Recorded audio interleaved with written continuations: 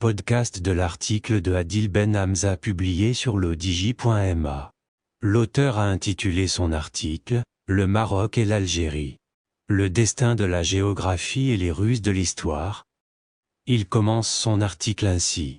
Le Maroc a une tradition étatique bien établie, qui manque malheureusement à l'élite dirigeante algérienne depuis l'indépendance, car Rabat a toujours cherché à régler tous les différends avec l'Algérie, afin que le régime là-bas ne soit pas autorisé à les employer pour justifier tout égarement envers le Maroc, et cela dure depuis l'époque de Feu Hassan II. Nous devons rappeler ici comment, dans la guerre des Sables, Feu le roi a ordonné à l'armée de revenir à quelques pas d'Oran, et comment il a accepté la démarcation de la frontière, y compris l'abandon des revendications légitimes du Maroc sur le Sahara oriental, par le biais de l'accord d'Ifrane de 1972.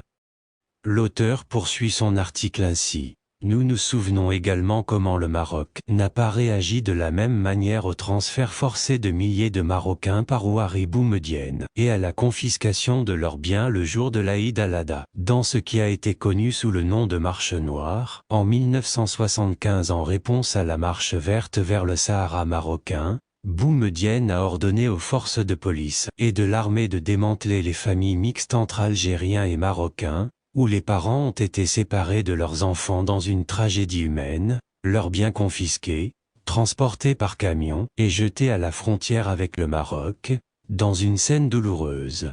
Il illustre l'ampleur de la décadence morale du régime en Algérie. Par conséquent, le Maroc a et continue de gérer ses relations avec son voisin oriental avec la logique du destin géographique. Ni l'Algérie ne changera de position, ni le Maroc ne le fera. C'est le destin des deux pays, et le Maroc est toujours désireux d'envoyer des messages au peuple algérien et à ses élites éclairées, qui peuvent diriger leur pays à l'avenir. Le message politique est que le Maroc n'a pas une attitude hostile envers l'Algérie, et que le Maroc croit en un avenir commun.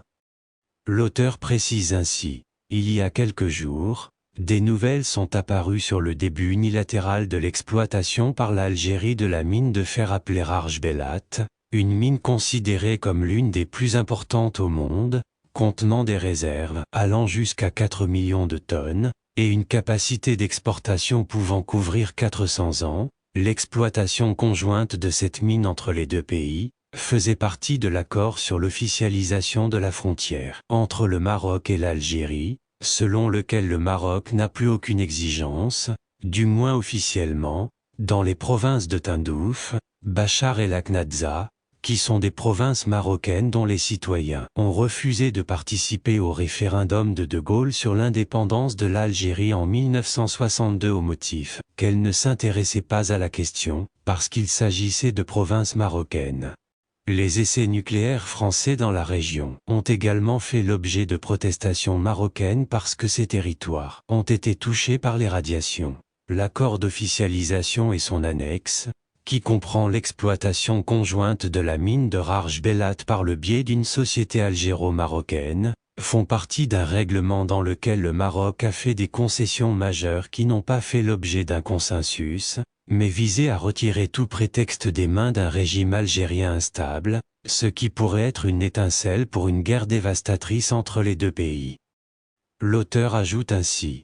Le déclenchement de l'exploitation unilatérale de la mine de Rarj Belat est une expression de la persistance du complexe marocain chez les dirigeants algériens, car tout comme l'accord entre Feu le roi Mohamed V du 9 septembre 1961 avec le gouvernement intérimaire algérien, Farhat Abbas, concernant le Sahara oriental marocain a été dérogé, le régime algérien méprise aujourd'hui un accord international, l'accord d'Ifrane de 1972. Les dirigeants de Mouradia ne se sont pas arrêtés là, mais ont délibérément fait coïncider la date de l'annonce du début de la préparation de la mine avec l'anniversaire de la fête du trône au Maroc, ce qui montre l'ampleur de la rancœur qui habite les décideurs du voisin oriental, sachant que le Maroc a toujours évité de produire des réactions ou de tomber dans la même méthodologie dans la gestion de ses intérêts que le régime algérien, car celui-ci n'en fait l'économie d'aucun effort pour nuire au Maroc, de sorte que de telles pratiques n'ajoutent aucune valeur à la situation complexe entre les deux pays, les relations, même avant l'annonce algérienne de la rupture des relations diplomatiques et de la fermeture de l'espace aérien, étaient pratiquement complètement bloquées depuis plus de 3 décennies, car il ne faut pas oublier que sur le sol algérien, des milices armées dirigent leurs armes contre le Maroc depuis plus de 4 décennies, et que les capacités du peuple algérien ont été dépensées en grande partie sur la République sahraoui dans toutes les instances internationales, alors quelle est la mauvaise ou la pire chose que l'on puisse attendre d'un tel régime? Il est vrai qu'un adepte du syndrome d'hostilité au Maroc, qui domine l'Algérie officielle, conclut en excluant tout développement de la position des dirigeants algériens d'une manière qui pourrait contribuer à trouver une véritable solution au conflit factice dans le Sahara marocain, car un large éventail de dirigeants politiques et militaires au sommet de la hiérarchie du pouvoir en Algérie manque de crédibilité non seulement en raison de l'émaciation de leur légitimité et de leur légitimité, mais aussi de leur marginalité dans un monde qui change.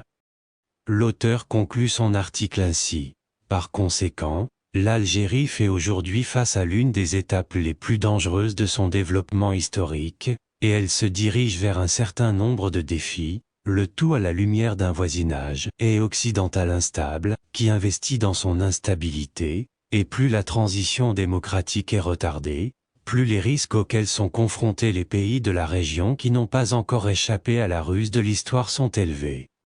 Rédigé par Adil Ben Hamza et lu par l'intelligence artificielle de l'Odigi Media.